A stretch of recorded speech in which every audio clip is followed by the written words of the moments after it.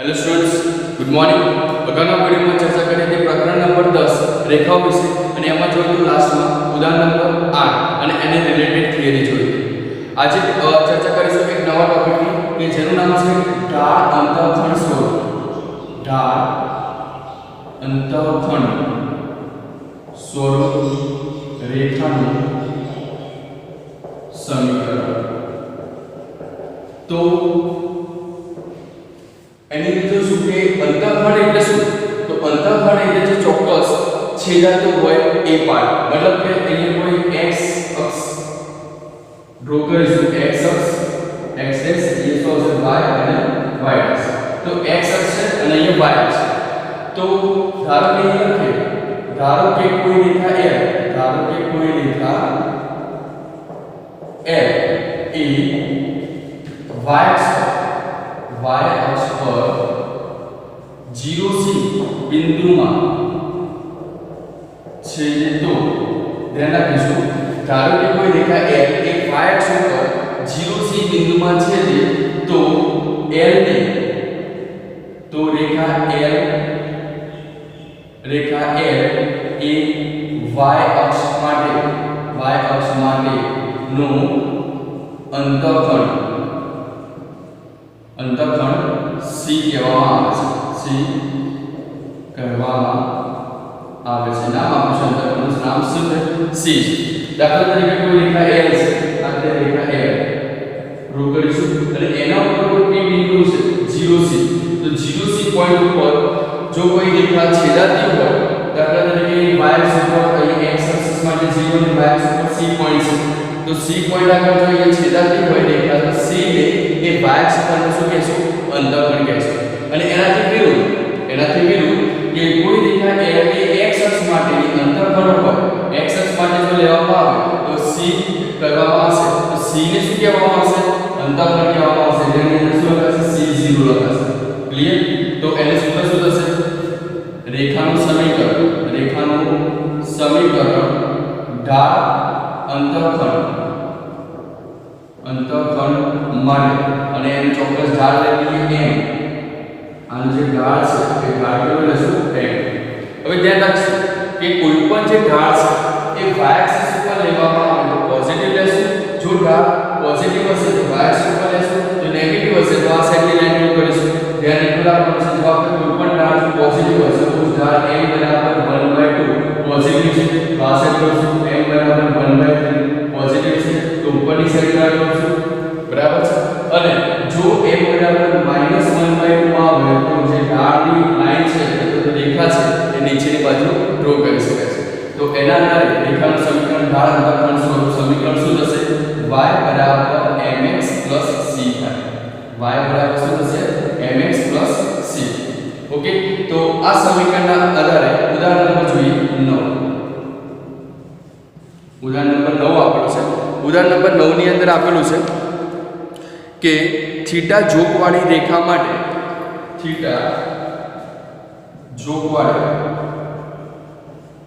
tan થીટાની કિંમત આપી દીધી છે। tan થીટા કેટલું છે? 1/2 છે, 1/2 છે। અને નંબર 1 પહેલું શોધવાનું છે, પહેલું છે y અંતઃખંડ છે -3/2, y અંતઃખંડ કેટલું છે? -3/2 છે। અને x અંતઃખંડ કેટલું છે? 4 પર। બીજા છે x અંતઃખંડ કેટલું છે? 4 પર। તો રેખાનું સમીકરણ શોધો। તો રેખાનું સમીકરણ શું કરવાનું છે? શોધવાનું છે। તો રેખાનું સમીકરણ શોધો। તો ધ્યાન રાખીશું કે અંતઃખંડની વાત આવશે તો અંતઃખંડની અંદર આપણને ખ્યાલ છે કે y બરાબર શું થશે? mx c થશે। જ્યાં m બરાબર શું? તો m બરાબર થીટા જોકવાળી રેખા માટે ખૂણો કેટલો આવશે? tan theta 1/2। તો એ લખીશું કે અહીં થીટા જોકવાળી રેખા માટે tan થીટા અથવા શું લખીશું? m કેટલું લખીશું? 1/2 આપેલ છે।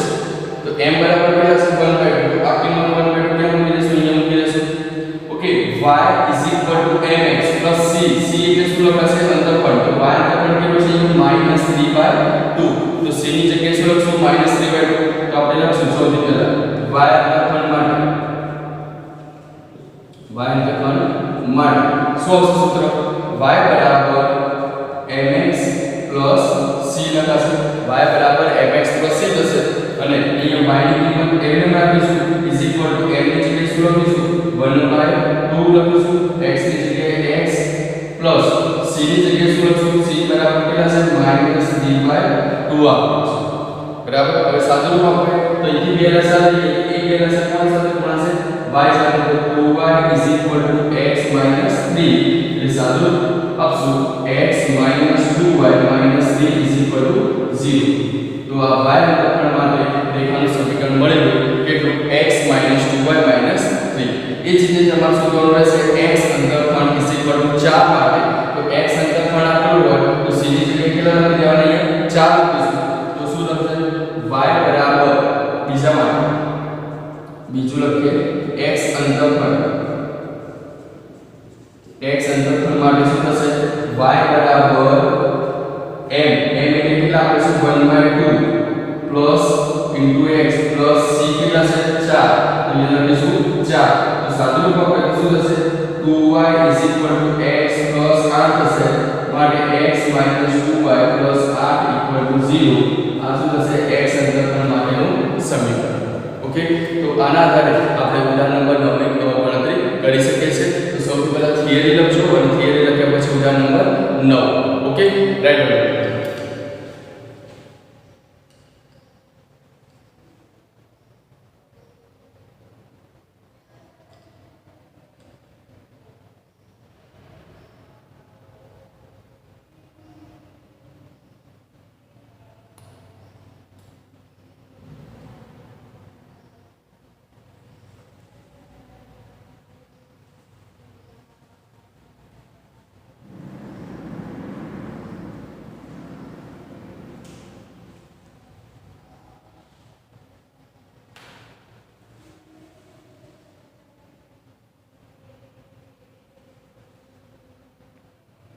હવે જો યાર એક નવો ટોપિક છે જેનું નામ છે બે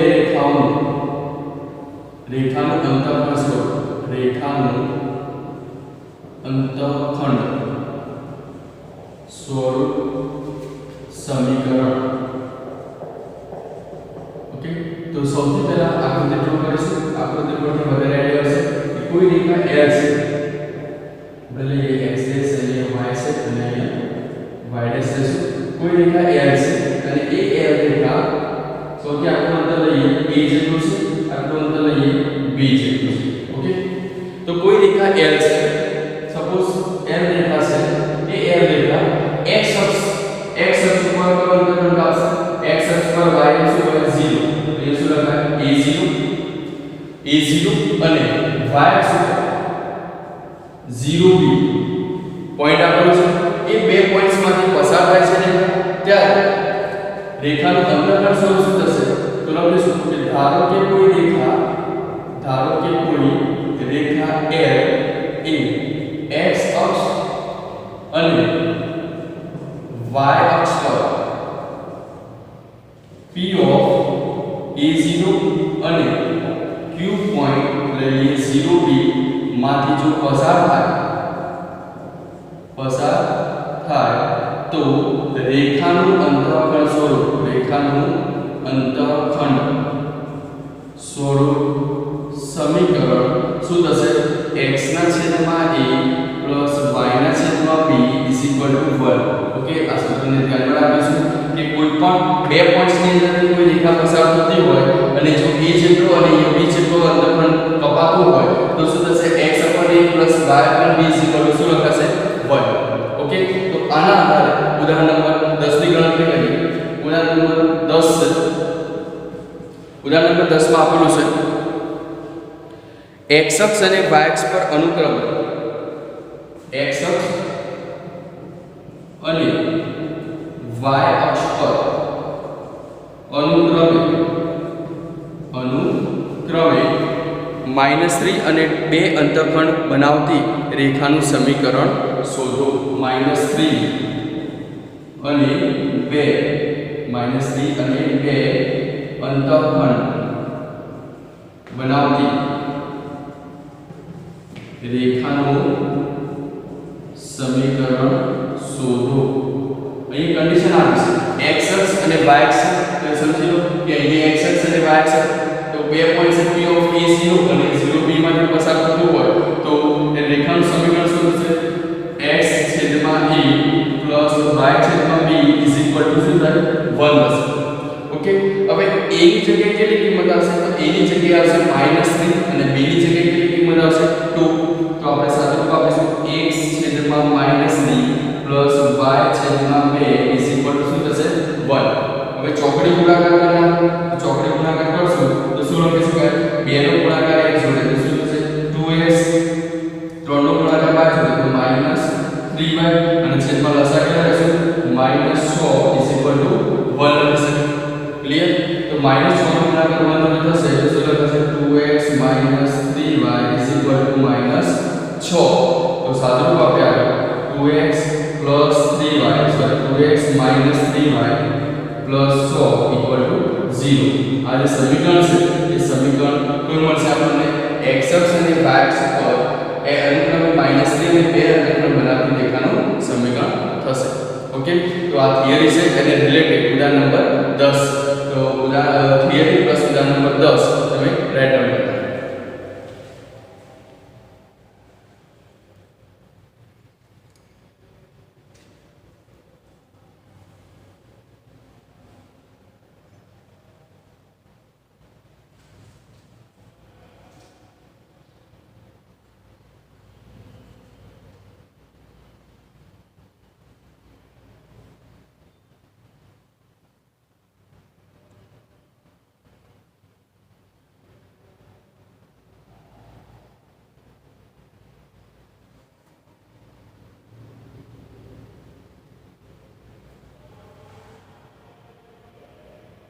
હવે જોઈએ એક આગળનો ટોપિક છે અભિલંબ સ્વરૂપ. અભિલંબ સ્વરૂપ રેખાનું સમીકરણ. રેખાનું સમીકરણ શું વ્યાખ્યા પણ છે? તો સૌથી પહેલા તો કોઈ x એક્સિસ અને y એક્સિસ માટે કોઈ અભિલંબ લેવામાં આવે. કયો અભિલંબ લેશું? તો એને લખીશું x એક્સિસ y અને y એક્સિસ.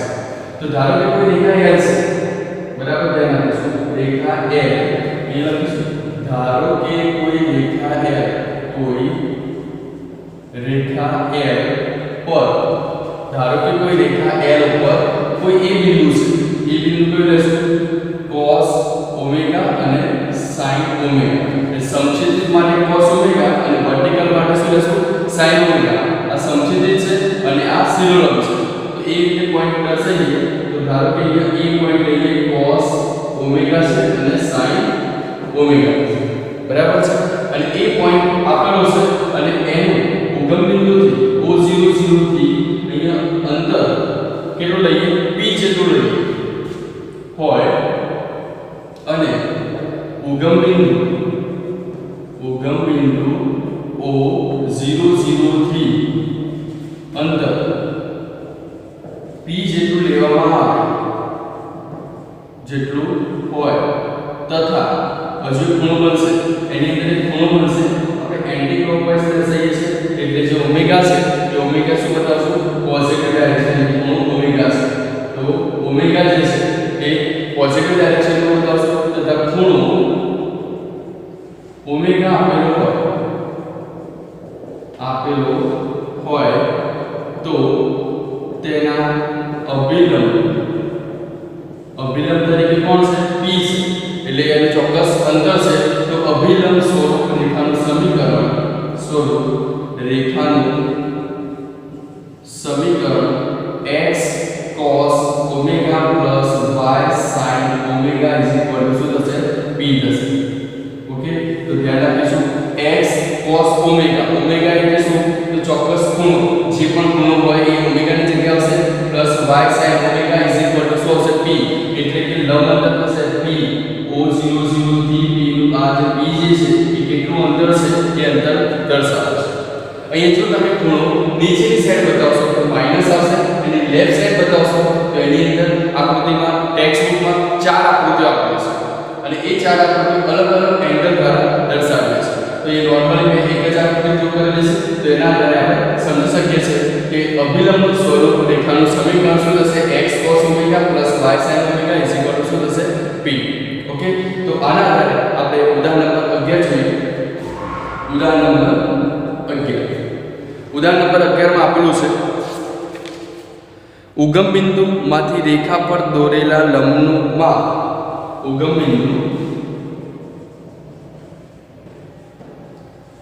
બિંદુથી દોરેલા લંબનું માપ કેટલું છે? 4 એકમ છે. 4 એકમ એનું લંબનું ચોક્કસ માપ આપેલું છે અને લંબ રેખાખંડ x અક્ષની ધન દિશા સાથે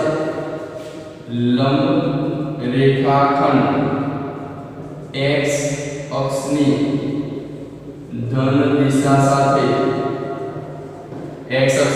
ધન દિશા સાથે કયો ખૂણો બનાવે છે?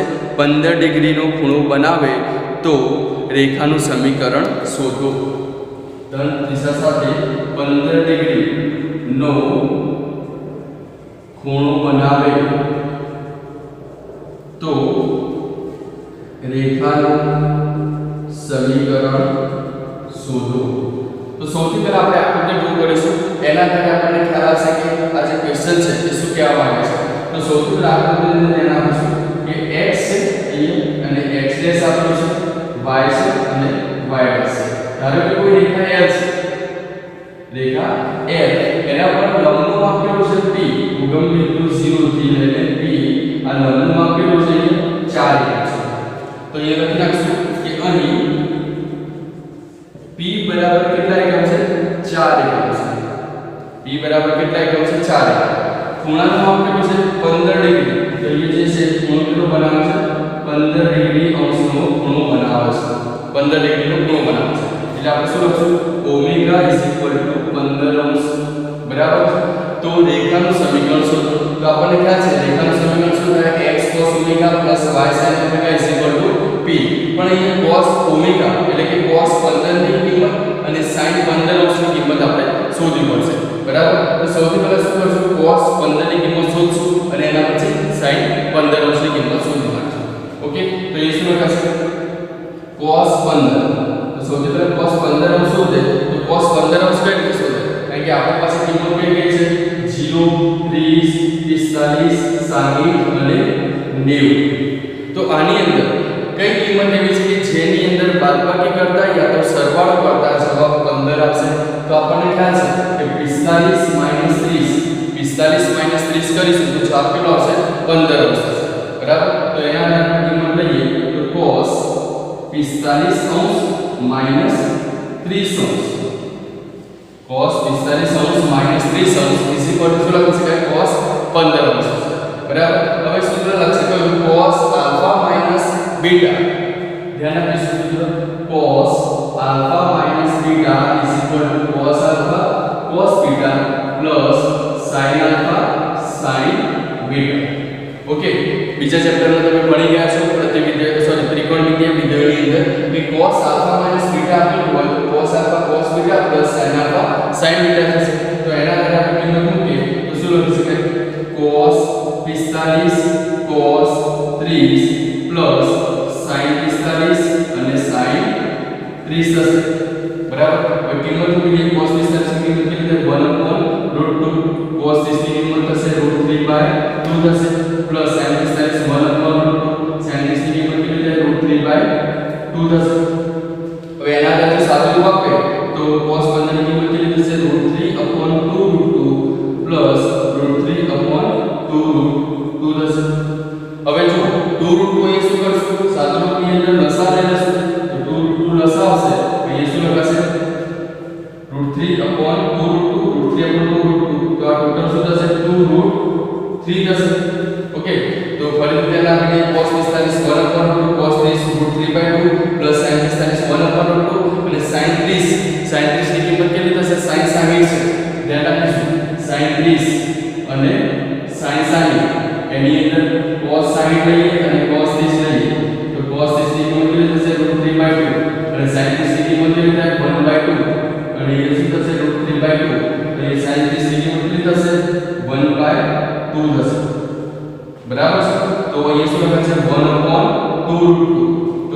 આવશે √3 + 1 એ શું લાગશે √3 + 1 છેદમાં 2√2 ઓકે તો cos 15 ની કિંમત આપણને આવી મળશે √3 + 1 છેદમાં 2√2 ઓકે હવે અહીંયા √2 કરણી લઈ લેશું તો જવાબ શું હશે √6 3 × 6 √2 છેદમાં વેલ્યુ કેટલા થશે 4 એટલે cos 15 ની કિંમત આપણને મળશે √6 + √2 છેદમાં 4 મળશે ક્લિયર તો આના કારણે cos 15 અને એ જ રીતે sin 15 ની કિંમત તમને મળશે ઓકે cos 15 ની કિંમત કેટલી મળશે √6 + √2 છેદમાં 2√2 સોરી 4 થશે √6 + √2 અથવા તમે જો આ કિંમત રાખશો √3 + 1 2√2 રાખશો તો પણ ચાલશે કે આપણે સુધી સાદું વાપરવાની જરૂર નથી x ની અંદર આપણે સુધી આપશે √3 + 1 છેદમાં 2√2 છે બરાબર કોની કિંમત cos 15 ની કિંમત તો sin 15 ની કિંમત કેટલી થશે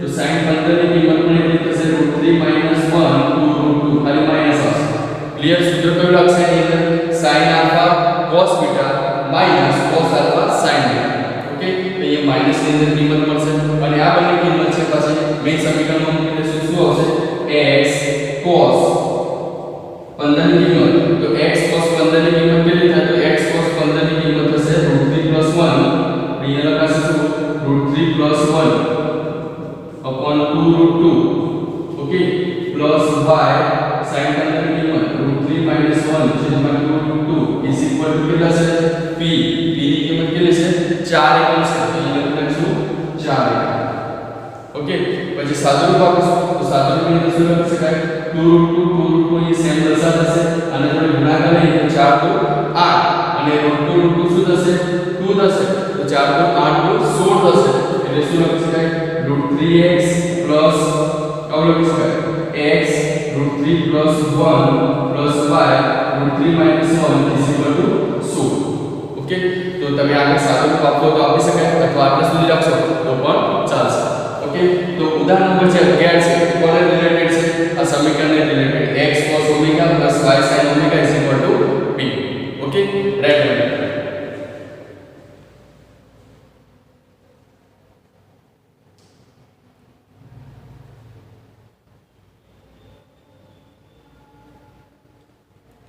અહીં જોઈ લેજો સાદુરૂપની અંદર એવું થશે 16 ની જગ્યાએ 8 √2 થશે કેમ એવું કારણ કે 4 નો ગુણાકાર 2 √2 જોડે થશે 2 √2 એટલે 4 કેટલા થશે 8 √2 ક્લિયર તો આ વેરી સોલ્વ કરી નાખજો ઓકે અને એના પછી તમારે સમીકરણ લખવાનું થશે x √3 + 1 + y √3 - 1 8 √2 ઓકે રાઈટ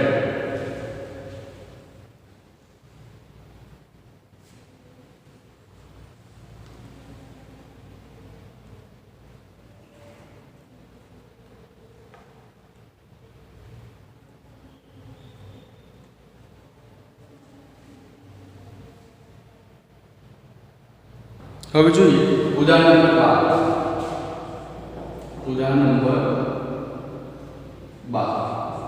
12 માં આપેલું છે ફેરાનહીટ તાપમાન F અને નિરપેક્ષ તાપમાન K એક સુરેખ સમીકરણને સંતોષે છે ફેરાનહીટ તાપમાન કેટલું આપ્યું છે ફેરાનહીટ તાપમાન F અને નિરપેક્ષ તાપમાન K ફેરાનહીટ તાપમાન F અને નિરપેક્ષ તાપમાન K એક સુરેખ સમીકરણને સંતોષે છે એક સુરેખ સમીકરણને સંતોષે છે પછી આગળ આપીશું જ્યારે F 32 થાય ત્યારે K કેટલા થશે 273 જ્યારે F = 32 થાય ત્યારે k ની કિંમત કેટલી છે 273 f = 232 થાય ત્યારે k 273 છે જ્યારે f 212 થાય ત્યારે k 373 થાય જ્યારે f 212 થશે 232 થાય ત્યારે k 373 છે f 232 થાય યસ 212 સોરી f 212 થાય ત્યારે k 373 આપેલ છે k અને f ના સ્વરૂપમાં તો k ને f ના સ્વરૂપમાં દર્શાવો તો k તેને કે તો કે ને f ના સ્વરૂપમાં દર્શાવવાનું છે સૌથી પહેલા અને એના પછી આગળ આપ્યું છે જ્યારે કે 0 હોય ત્યારે f ની કિંમત શું થાય જ્યારે k = 0 હોય તો f બરાબર કેટલા થાય f ની કિંમત કેટલી થાય એ શોધવાનું છે બરાબર તો આપણને ખ્યાલ છે કે ફેરાડે તાપમાન f છે અને નિરપેક્ષ તાપમાન k છે એ સુરેખ સમીકરણને સંતોષે છે સુરેખ સમીકરણ શું કહેવાય ax by c 0 તો એના આધારે આપણે લઈએ કે આપણને બે બિંદુ સ્વરૂપ સમીકરણ આપ્યું છે અહીંયા જો જોવા જઈએ તો બે બિંદુ છે એક x છે y છે x છે y છે ઓકે તો આપણે લઈએ કે બે બિંદુ ઢાળ સ્વરૂપ સમીકરણ શું છે તો બે બિંદુ ઢાળ સ્વરૂપ સમીકરણ આપણને ખ્યાલ છે y બરાબર mx પ્લસ શું થાય c છે y બરાબર mx પ્લસ c છે માટે એના માટે આપણે શું લઈએ y તો સૌથી પહેલા y છે આપણે k લઈએ y ને શું લેશું k m ની જગ્યાએ m લેશું અને f ની જગ્યાએ શું લેશું x તો = c ઓકે તો આપણને સ્વરૂપ કયું મળશે k mf plus fm k fm plus c આ એક સ્વરૂપ મળે તો k ને આપણે આપણા સ્વરૂપમાં બદલી દીધું છે બરાબર હવે આપણને કન્ડિશન આપી જ્યારે f 32 થાય ત્યારે k કેટલું છે 273 હવે લખીશું હવે f અને k છે તો f ની કિંમત કેટલી છે 32 ત્યારે k ની કિંમત કેટલી થાય છે 273 તો આના આધારે આપણને એક સમીકરણ મળશે કયું સમીકરણ તો 273 અહીંયા લખીશું 273 k ની જગ્યાએ લખીશું f ની જગ્યાએ શું લખીશું 32m c અને આપણે શું પહેલો નંબર 1 એ જ રીતે f થી બીજો એક પોઈન્ટ લઈએ ફરીથી એની અંદર શું કન્ડિશન છે f 212 છે અને k કેટલું થાય છે 373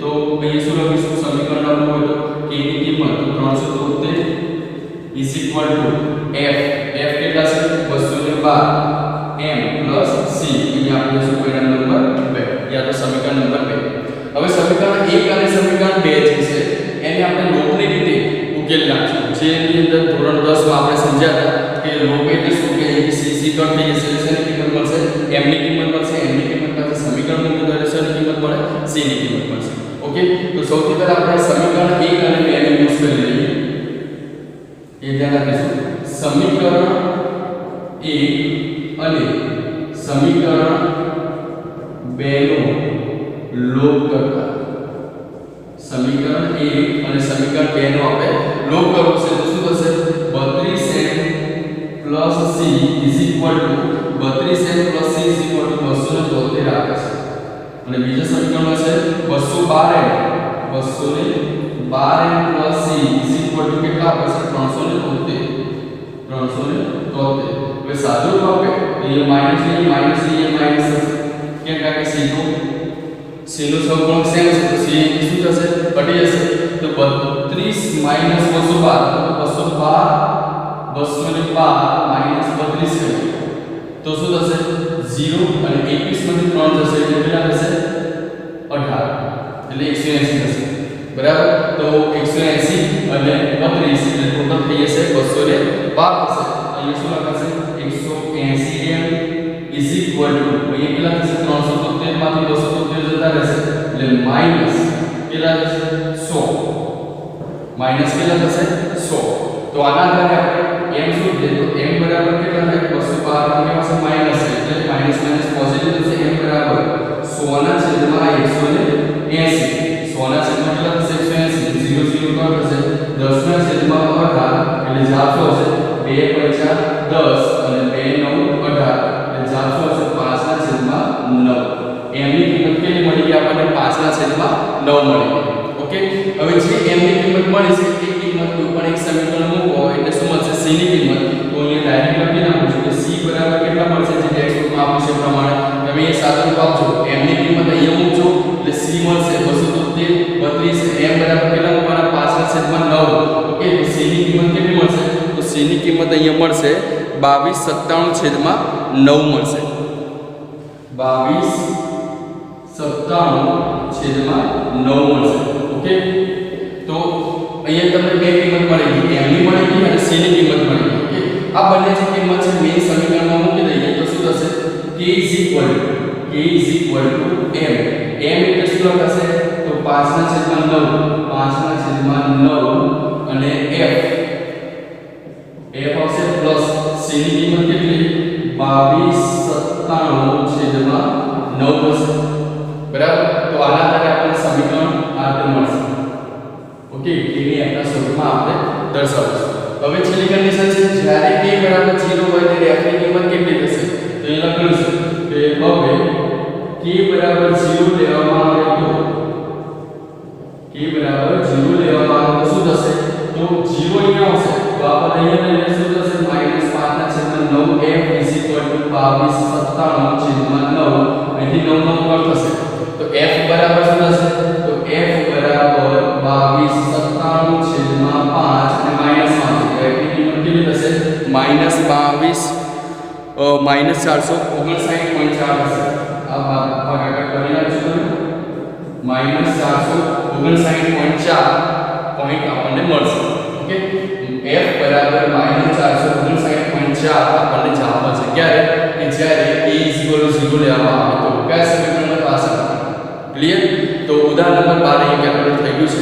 આ રેન્ડમ કરી નાખો. અહીં તમારે કેલ્ક્યુલેશન કરવાનું છે, c શોધવાનું, બરાબર, સમીકરણની કિંમત મૂકવાની અને બીજું કેલ્ક્યુલેશન કરવાનું છે ભાગાકાર. ઓકે, તો બે તમારે સેલ્ફ પ્રેક્ટિસ ની અંદર કરવાનું રહેશે. ઓકે, તો ઉદાહરણ નંબર 12 છે એ રેન્ડમ